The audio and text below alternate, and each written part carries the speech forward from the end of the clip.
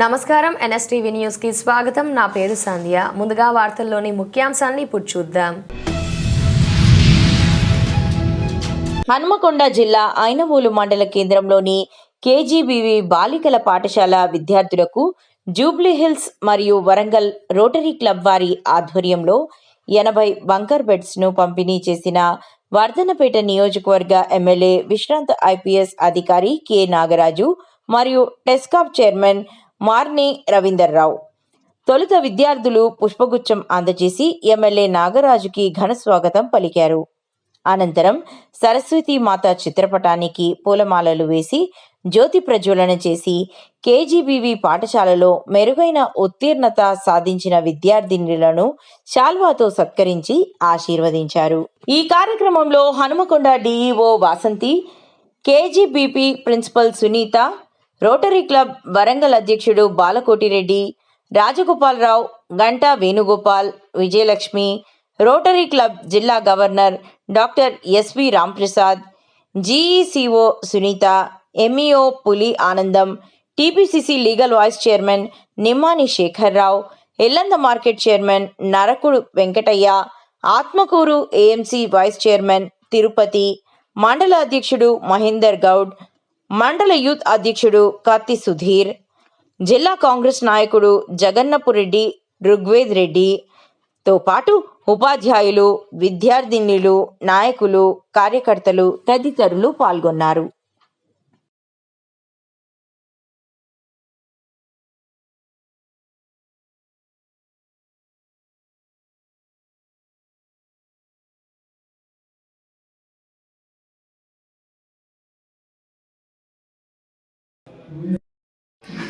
Sir ఇటు చూడండి రాజు.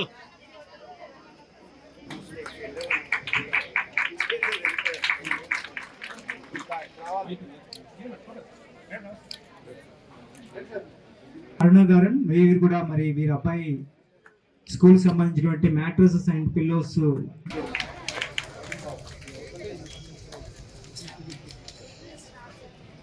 చూడండి.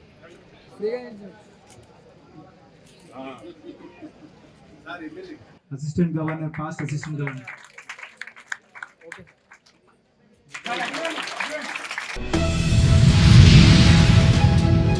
సుగవాసి పాలకొండ్రాయుడి రాజకీయ వారసుడిగా సుబ్రహ్మణ్యం 1995 నుంచి ప్రత్యక్ష రాజకీయాల్లో ఉన్నారు. ఆయన రాయచోటి జెడ్పీటీసీ సభ్యుడిగా విజయం సాధించారు. 2000లో ఉమ్మడి కడప జిల్లా పరిషత్ చైర్మన్గా పనిచేశారు. 2001లో మరోసారి రాయచోటి జెడ్పీటీసీగా గెలిచారు. 2012లో జరిగిన రాయచోటి ఉప ఎన్నికల్లో టీడీపీ తరపున బరిలోకి దిగిన ఆయన ఓడిపోయారు. 2024లో రాజంపేట ఎమ్మెల్యే అభ్యర్థిగా పోటీ చేసి ఓడిపోయారు. మాజీ ఎంపీ, మాజీ ఎమ్మెల్యే అయిన సుగవాసి పాలకొండ్రాయుడు పెద్ద కుమారుడే సుబ్రహ్మణ్యం.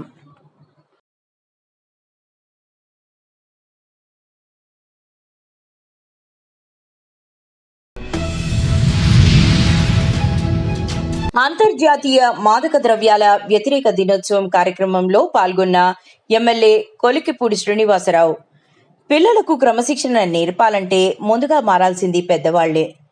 హెయిర్ స్టైల్స్, బట్టలు ధరించి పాఠశాలకు వెళ్లే విద్యార్థులను ఉపాధ్యాయులు మార్చాలంటే ఎలా ఆలోచించుకోవాలి?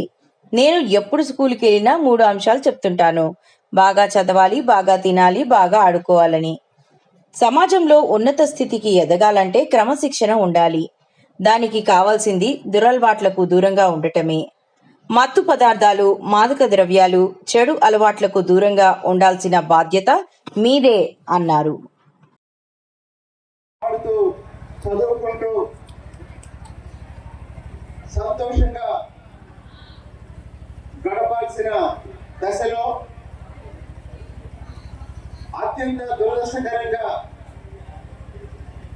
ఈరోజు మన కుటుంబాల్లో, మన బంధువుల్లో, మన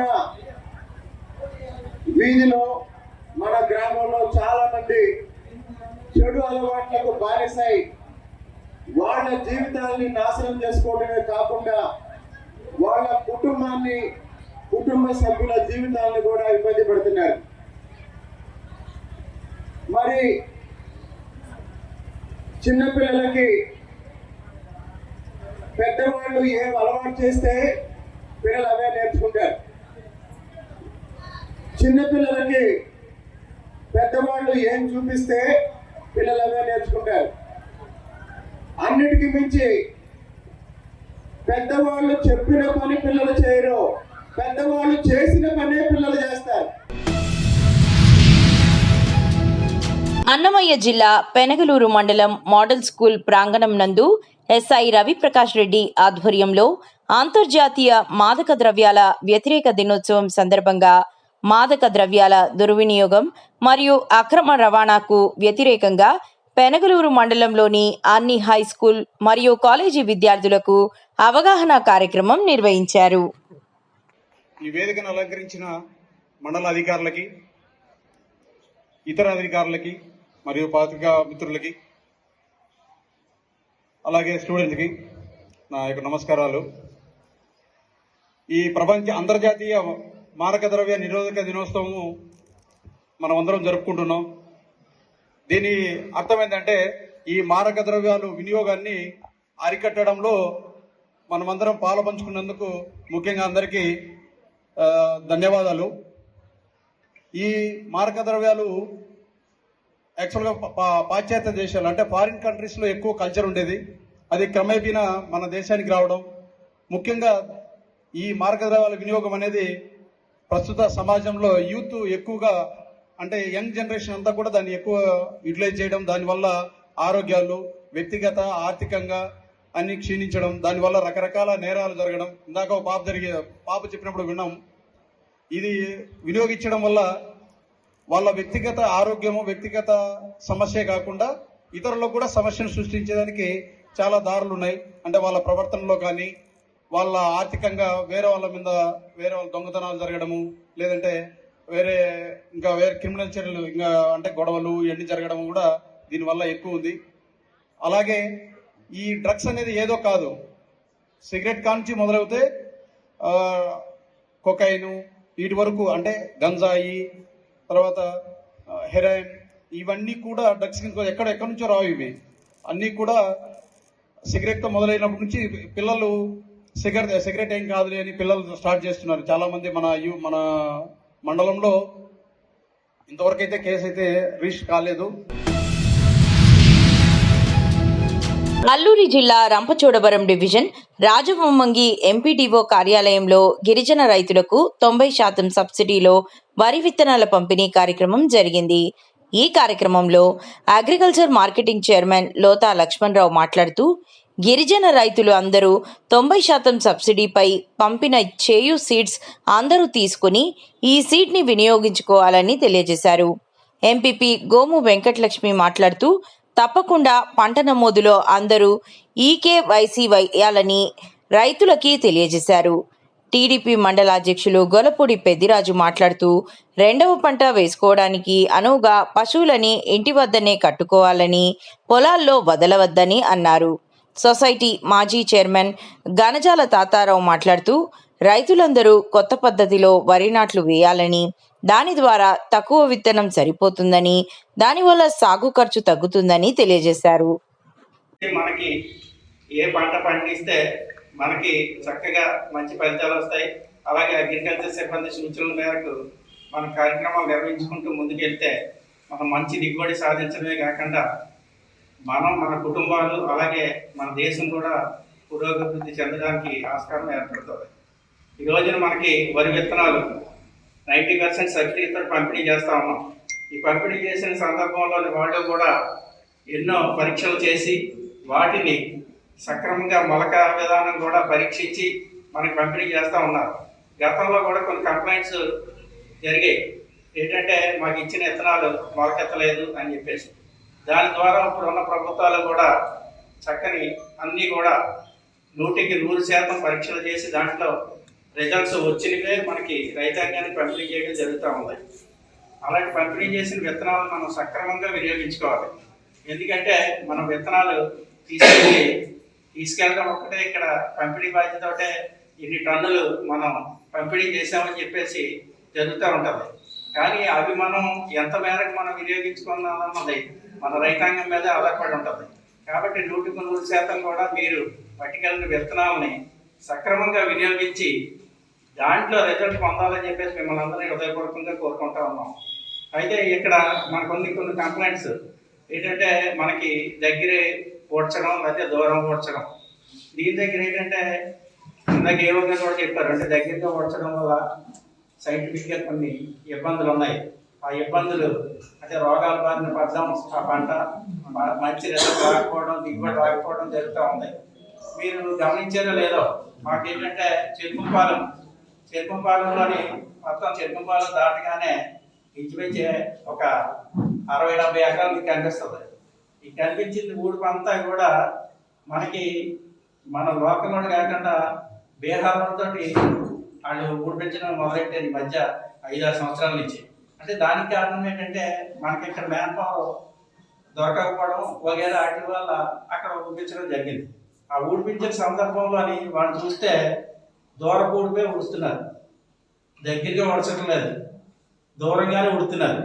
మనం ఏంటంటే ఫస్ట్లో ఏమనుకున్నాం అంటే ఏంటి ఆడేమో విహారాలు ఉడుతున్నారు, దూరంగా తీసేసిపోతున్నారు, మనకేమో ఎక్కువ పంట రావాలంటే దగ్గర పూడ్చేయాలి కదా అని చెప్పేసి మనకేంటంటే పూర్వం నుంచి మనకున్న నాలెడ్జ్ ప్రకారం మనం దగ్గర ఊడిపోయితే ఎక్కువ చెట్లు ఎక్కువ మనం విత్తు పెడితే ఎక్కువ రిజల్ట్ వస్తుందని చెప్పేసి భావించాం మనం. కన్పూర్ గ్రామంలో గురువారం ఉద్యాన శాఖ మరియు Patanjali Foods Limited oil palm company వారి ఆధ్వర్యంలో గ్రామంలోని రైతులకు ఆయిల్ పామ్ మొక్కల పంపిణీ కార్యక్రమం నిర్వహించడం జరిగింది. ఈ కార్యక్రమానికి అధ్యక్షత వహించిన గ్రామ సర్పంచ్ అయిన కరణం రమణ, జాజుల సత్యబాబు, సంగాన రామకృష్ణ ప్రసంగిస్తూ ఆయిల్ ఫామ్ వల్ల గ్రామంలో చాలా మంది రైతులు లబ్ధి పొందుతున్నారని, ఈ పంట వేసిన రైతులు చాలా సంతోషంగా ఉన్నారని, మరిన్ని ప్రోత్సాహకాలు అందిస్తే రైతులు ముందుకు వస్తారని తెలియజేశారు.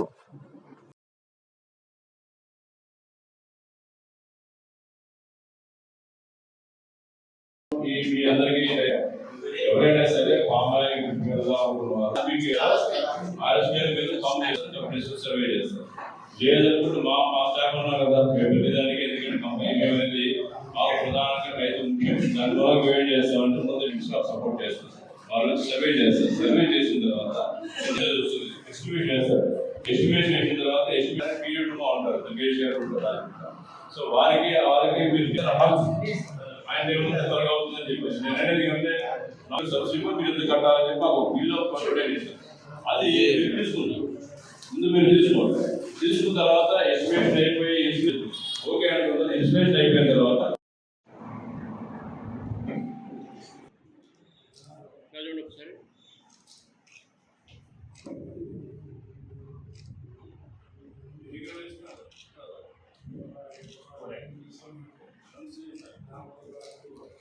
వెళ్ళిపోకండి మీరు సార్, ఒకసారి ప్రెసిడెంట్ గారు ప్రెసిడెంట్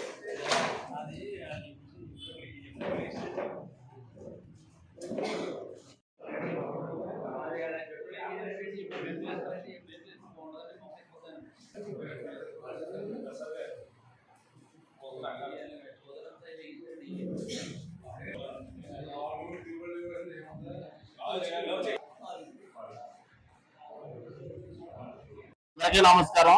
ఈ రోజు పామాయిల్కి సంబంధించి అధికారులు మన కడుపూర్ గ్రామంలో మన రైతు భరోసాలో మీటింగ్ పెట్టడం జరిగింది. జగిత్యాల జిల్లా మెట్పల్లి పట్టణ కాంగ్రెస్ పార్టీ కార్యాలయంలో రైతు భరోసా కార్యక్రమాన్ని పురస్కరించుకొని ఘనంగా పాలాభిషేకం, టపాసులు, స్వీట్లు పంచుకుంటూ సంబరాలు నిర్వహించారు. ఈ సందర్భంగా తెలంగాణ రాష్ట్ర ముఖ్యమంత్రి రేవంత్ రెడ్డి, ఉప ముఖ్యమంత్రి భట్టి విక్రమార్క, ఐటీ మంత్రి దుద్దిల్ల శ్రీధర్ బాబు, వ్యవసాయ శాఖ మంత్రి తుమ్మల నాగేశ్వరరావు, మైనారిటీ సంక్షేమ శాఖ మంత్రి అడ్లూరి లక్ష్మణ్ కుమార్, కోరుట్ల నియోజకవర్గ టీపీసీసీ డెలిగేట్ సుజిత్ రావు చిత్రపటాలకు పాలాభిషేకం చేసి కృతజ్ఞతలు తెలిపారు. జై కాంగ్రెస్, జై కాంగ్రెస్, జై కాంగ్రెస్, జై కాంగ్రెస్. రేవంత్ రెడ్డి గారి నాయకత్వం వర్ధిల్లాలి, రేవంత్ రెడ్డి గారి నాయకత్వం వర్ధిల్లాలి, శ్రీధర్ బాబు గారి నాయకత్వం శ్రీధర్ బాబు గారి నాయకత్వం, సుజితన్న నాయకత్వం, జై కాంగ్రెస్, జై కాంగ్రెస్, జై కాంగ్రెస్, జై కాంగ్రెస్, ఐ కాంగ్రెస్, జై కాంగ్రెస్, ఐ కాంగ్రెస్, జై కాంగ్రెస్. జై కిసాన్, జై జవాన్, జై కిసాన్, ఐ కాంగ్రెస్, జై కాంగ్రెస్, ఐ కాంగ్రెస్, జై కాంగ్రెస్.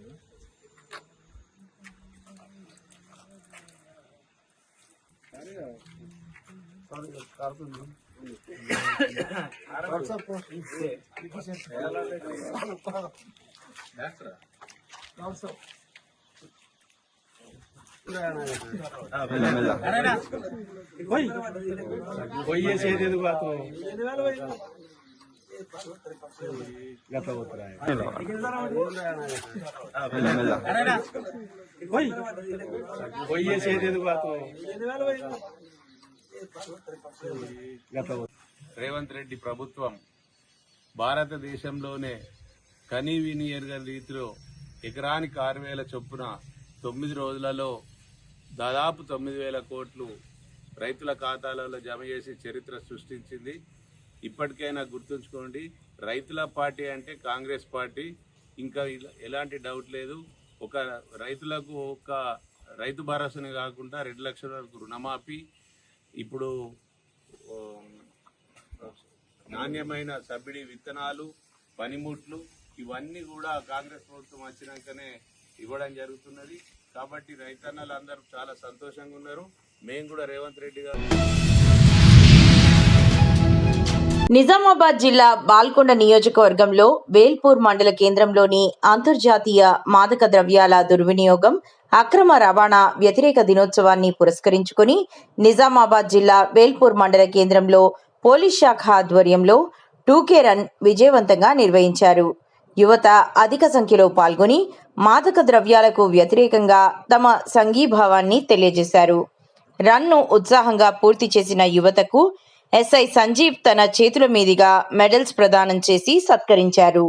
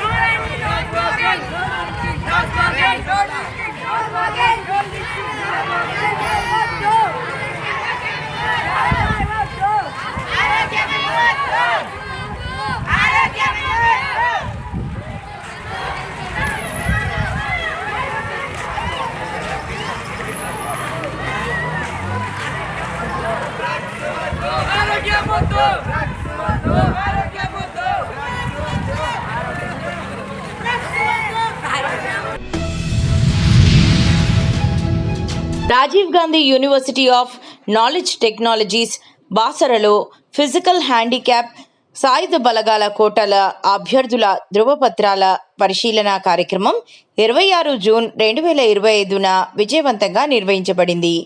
ఈ కార్యక్రమాన్ని విశ్వవిద్యాలయం వైస్ ఛాన్సలర్ ప్రొఫెసర్ గోవర్ధన్ స్వయంగా పర్యవేక్షించారు.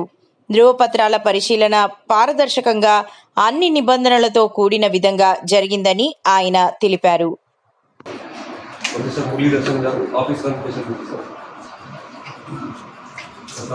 చాలా డెవలప్మెంట్ సార్, మీరు కూడా చూస్తున్నారు, మంచిగా అనిపిస్తారు.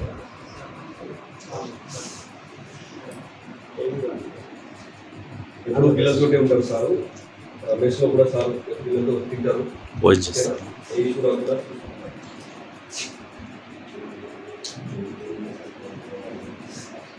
వచ్చిన తర్వాత చాలా మార్పులు చేయడం జరిగింది.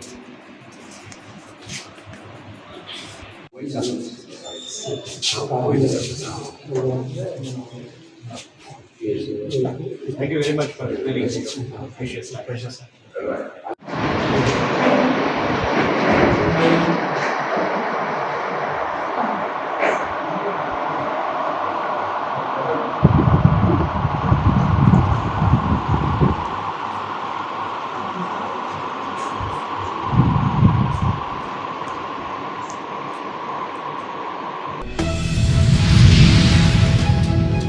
నిజామాబాద్ జిల్లా నవీపేట మండల కేంద్రంలో గ్రామ పంచాయతీ అధికారులు దగ్గరగా ఉండి పంట కాలువలు సైతం మురికి కాలువగా మార్చుతున్న వైనం. ఎంఆర్ఓ మరియు ఎంపీటీఓ ఆఫీస్ ముందర నుండి వెళ్తున్నా చూసి చూడనట్టు వెళ్తున్నారు. మురికి వ్యర్థాల వల్ల పంటలు సైతం కాలుష్యం బారిన పడుతున్నా పట్టించుకోరు.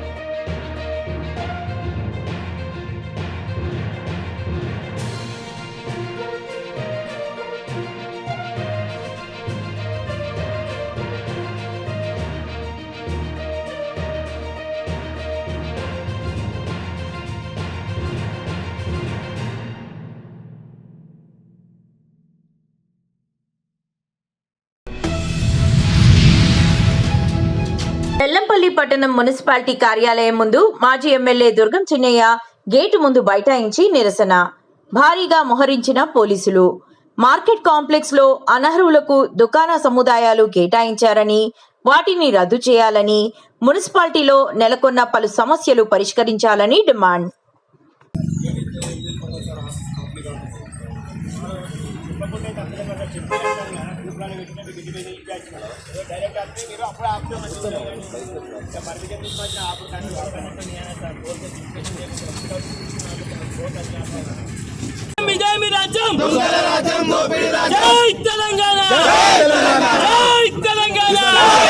చూపించండి, మీ కలెక్టర్ గారు ఆర్డర్ ఇచ్చారా లేకపోతే ఇంకా మీ పై ఆఫీసర్ మీ సిపి గారు ఆర్డర్ ఇచ్చారా, మీకు ఎవరు ఆర్డర్ ఇచ్చారో మాకు చూపించండి.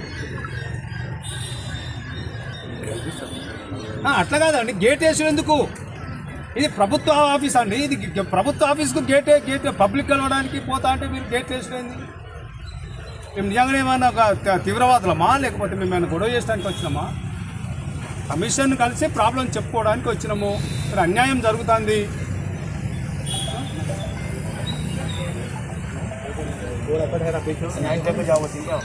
ఇవాళ పోలీస్ అధికారులు మరి గేట్లకు తాళాలేసి మమ్మల్ని పోనివ్వకుండా అడ్డుకోవడం జరిగింది. అంతేకాకుండా మొన్నటికి మొన్న ఒక వ్యక్తి నెన్నెల మండలానికి సంబంధించిన వ్యక్తిని ఇంకొక ఆర్ఎంపీ డాక్టర్ చంపితే వాళ్ళు న్యాయం జరగాలని రోడ్డు మీద కూర్చుంటే వాళ్ళ మీద కూడా రోడ్డు మీద కూర్చున్నందుకు వాళ్ళ మీద కేసులు పెట్టినట్టు మరి మేము పేపర్లో చదవడం జరిగింది. అంటే ఇవాళ చూస్తున్నాం పోలీస్ అధికారులు పూర్తిగా మరి ఏదైతే కాంగ్రెస్ పార్టీ నాయకుల కన్సర్న్లో వాళ్ళు చెప్పిన మాటలు విని వాళ్ళు పనిచేస్తున్నారు తప్ప మరి న్యాయంగా చట్ట ప్రకారం వాళ్ళు చట్టాన్ని చదువుకొని వాళ్ళు కూడా మరి ప్రమాణ ఉద్యోగంలో చేరేటప్పుడే మేము ఎవ్వరికి కూడా అన్యాయం చెయ్యం. దేవరకద్ర నియోజకవర్గం చిన్న చింతకుంట మండల కేంద్రంలోని వివిధ గ్రామాలకు చెందిన 392 మంది ఇందిరమ్మ ఇండ్ల పట్టాదారులకు ఎంఎస్ గార్డెన్లో ఎమ్మెల్యే పట్టా సర్టిఫికెట్లను అందజేశారు. అంతకుముందు ఎమ్మెల్యే మాట్లాడుతూ అర్హులైన ప్రతి ఒక్కరికి ఇందిరమ్మ ఇండ్లు ఇస్తానని ఎమ్మెల్యే హామీ ఇచ్చారు. వచ్చే స్థానిక ఎన్నికల్లో 100కు 100% మన పార్టీ గెలవాలని అన్నారు.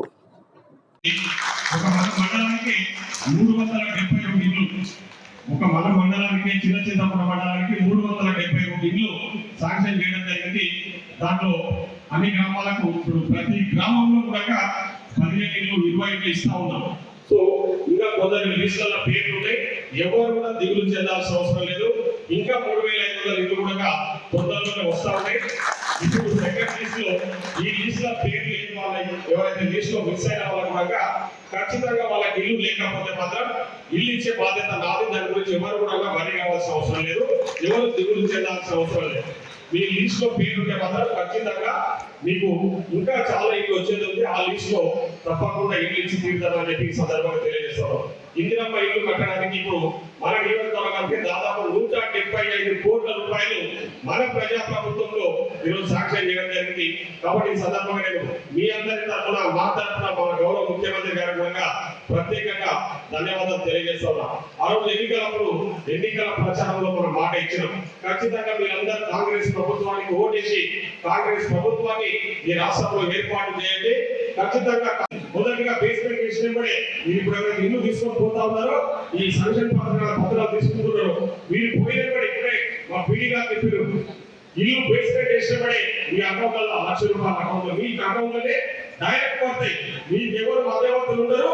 మీరు ఎంప్లాయ్ కూడా ఒక ₹10 ఇవ్వాల్సిన అవసరం లేదు. మీకు వచ్చే లంచం కావాలని అడిగితే నా పేరు చెప్పండి, నా పూర్తి చెప్పండి, వాళ్ళ తాట తీస్తాం. ఎవరు కూడా లంచం అడిగే ప్రసక్తి లేదు. ఎవరు కూడా